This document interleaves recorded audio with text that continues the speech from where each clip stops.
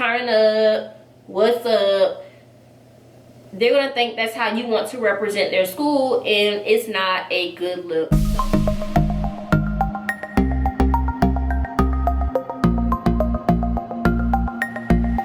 It's Brittany, and welcome back to my YouTube channel. If you are not already subscribed to my YouTube channel, you should go ahead and do so, because I will be doing a 1,000 subscriber giveaway, and in order to be entered into that giveaway, you must first be subscribed to my channel. Also, I will go ahead and hit that notification bell so that you all be in the know of when I actually do upload that giveaway video. So my YouTube channel mainly caters to educators, aspiring educators, and even student teachers. This video right here is for my student teachers and even individuals who are about to enter the student teaching process. Today, I'll be giving you all 5 helpful tips on how to make your student teaching process so much easier. So without further ado, let's go ahead and get into this video.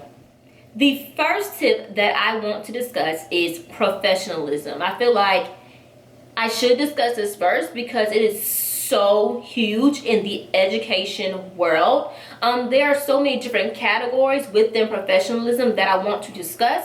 So the first category within professionalism that I'm going to be discussing is appearance, okay? Appearance has to do with your first impression that you make on your clinical supervisor on that first day of student teaching, okay? Your first impression is everything. You want to make sure that you look nice, that you're dressed nice. For your parents, you don't want to show up looking like you just woke up from a deep sleep. Let's not do it.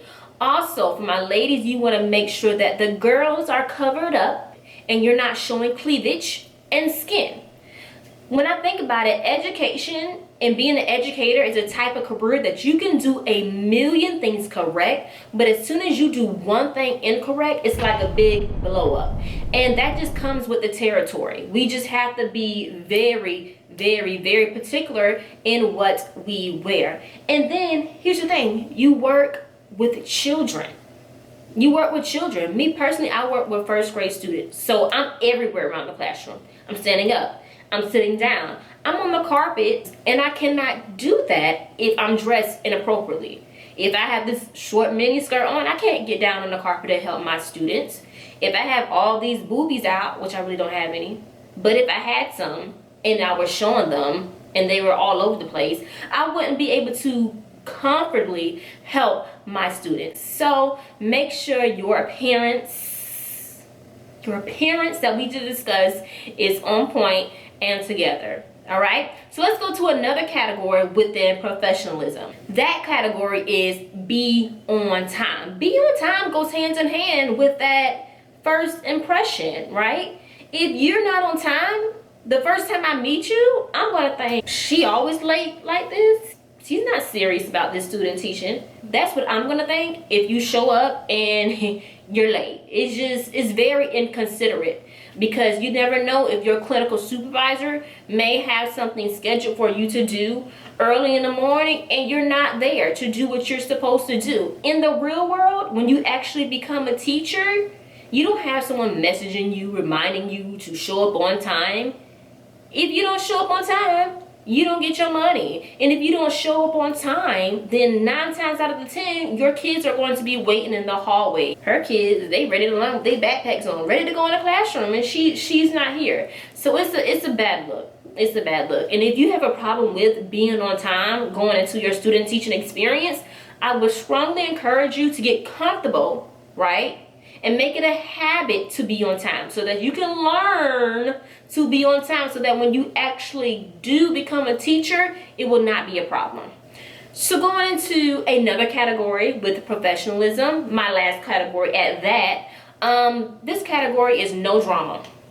No drama, okay? You're a student teacher. Even if you were, actually teaching, you should not be involved in the drama. Like, me personally, I go to work, I come home. I go to work, I come home. All right? I do what I'm supposed to do. I teach my students, I mind my business, and I go home. There's no reason why you should be chatting it up with all these teachers and all this drama. It's very unprofessional. The school that I was assigned to for my student teaching, it was so much drama. Drama just flying everywhere. During the professional developments, they were going back and forth with each other, calling each other fake. I just act like I was writing my agenda because it's none of my business. I'm here to get my degree. Y'all want to argue, and y'all grown teachers, and I'm supposed to be learning from you guys, but we're not going to get into that because I'm here to get my degree. I'm not worried about y'all going back and forth. It don't matter to me because I'm here for one reason, to get my degree and to make this a learning experience. And by me not engaging in your drama and seeing you all go back and forth and argue, that is a learning experience. That I should never stoop that low and get involved with that type of mess. So going into the second tip, as you are going through this student teaching, you want to make sure that you are getting together a portfolio, whether it is a digital portfolio or even a physical portfolio. Getting together a portfolio can really make it easier when it comes to applying for jobs and, you know, going to job fairs and also interviews. So just to, you know, call off a couple of things that should be in that portfolio, I'm thinking of cover letter, resume, lesson plans that you have created, student work samples, examples of assessments that you have created, data analysts of, you know, your assessments that you have created, just the things that you think that someone wants to see when it comes to hiring you. Because your student teaching experience is going to go by super fast. I was offered a job and I got my job before I even graduated. Before I even walked across the stage, I had a job, and that was just like wow to me that it happened that fast. Yes, it's going to happen to you as well. It's going to go by super fast, and you want to make sure that you are prepared. So by having your portfolio together, you will be making it easier for you later on down the line. The third tip I want to get into is cleaning up your social media. And this is a huge thing. You don't want to post pictures of yourself on Instagram, you know, partying, drinking, because your social media is a representation of yourself. So if someone is about to hire you for a job and they take a look at your social media, right, and they see you doing all of these things, drinking, partying, and we just said your social media was a representation of you, so then they're gonna think, wow, this is what she or he is about. This is how they're gonna represent our school, by drinking, partying, posting pictures, turning up, what's up. They're gonna think that's how you want to represent their school, and it's not a good look. So yeah, just go ahead and please clean up your social media. I'm not saying that you cannot post pictures on Instagram and Facebook. I post pictures, but honestly, me personally, I don't really post the pictures of me going out. Like, why would I want to even, you know, put my personal life out there like that?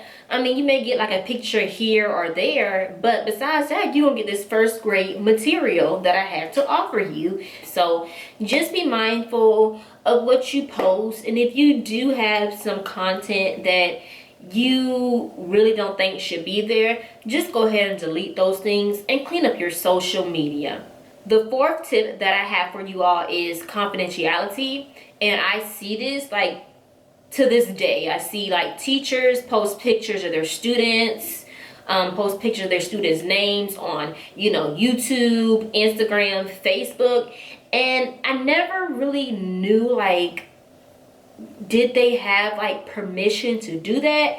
Because as you're going through the student teacher process, or as you're going through the student teaching process at several seminars, I know for you, they'll probably tell you, do not post pictures of your students. Do not post your students, you know, names. Because for confidentiality purposes, the parents did not grant you permission to show their child off on your Snapchat. The parents don't want to see their kids on Instagram one day. I do see some teachers still like post pictures of, you know, students dancing and all that type of stuff, and the only excuse that I have for that is they probably have, you know, parental consent. I don't know, but normally just avoid posting pictures of students, you know, their names. Just keep that confidentiality very, very strong. In fact, during remote teaching, our district sent out an email reminding us that we should not be posting pictures of our students. We should not be posting our students' names. I don't know why that came up, but evidently somebody probably messed it up and they wanted to send out that message. It's a big deal, confidentiality, okay? The fifth tip and the final tip that I have for you all is organization. You need to have some type of organization in place in order to keep all of your paper materials together. And I'm actually going to show you my binder from student teaching, and that's the way that I kept my materials together. And the only reason why I kept my materials together in a binder, because my school actually required me to have a binder, and they wanted me to organize my binder in a certain way.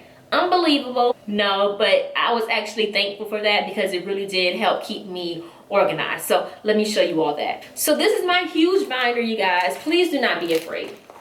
Please do not be afraid. I know it's like super thick, okay? They gave us a paper and they said, this is how we want it. This is how you need to give it to us.